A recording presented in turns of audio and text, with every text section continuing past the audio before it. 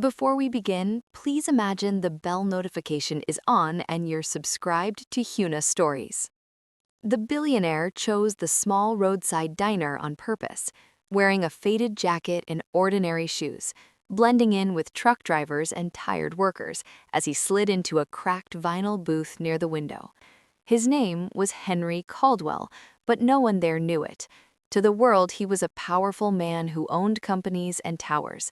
But today, he wanted to test something he felt money had stolen from him long ago: faith in people. The young waitress who approached him carried herself with quiet grace, her uniform slightly worn, her smile genuine, not forced. She greeted him warmly and refilled his coffee before he even asked. Henry watched closely as she moved from table to table, patient with rude customers, kind to a lonely old woman counting coins. When his simple breakfast was finished, he placed a $5 bill on the table as a tip, an insultingly small amount compared to the service she had given. Then he waited, expecting disappointment, anger, maybe a sarcastic remark. Instead, the waitress returned, gently pushed the bill back toward him, and softly said, "Sir, I think you need this more than I do today." Henry looked up, surprised, and asked why. She smiled and said, "Because kindness isn't measured in money, and I don't want you leaving here thinking you disappointed me. I'm grateful for your business, not your tip." Something inside Henry cracked open. He asked her name. She said it was Lily, a single mother working double shifts to put her son through school.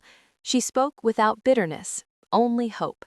Henry asked what she would do if she had all the money in the world. She paused and said, "I'd make sure no child goes to bed thinking they're a burden." That night, Henry returned to his penthouse, but couldn't sleep. Lily's words echoed in his mind, louder than boardroom deals and stock numbers.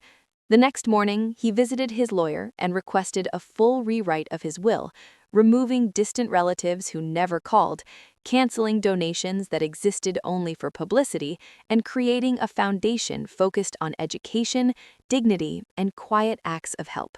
He named it after his late wife, who once believed kindness could change the world.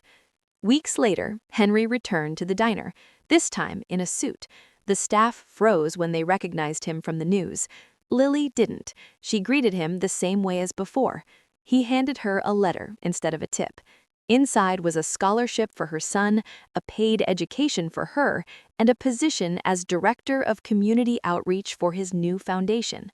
Lily's hands shook as tears filled her eyes. Henry smiled and said, "You didn't pass my test. You rewrote it." As he stood to leave, he left a tip again, this time generous. But it wasn't the money that mattered. It was the lesson that true wealth listens, true power learns, and sometimes a $5 test reveals a $1 million heart.